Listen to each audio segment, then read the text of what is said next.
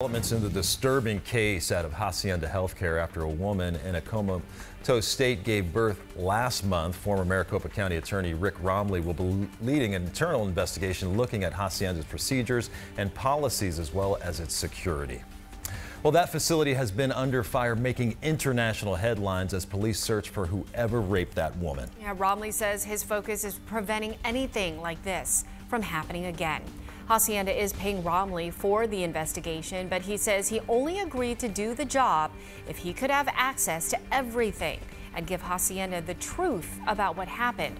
However, there's no guarantee his report will ever be made public.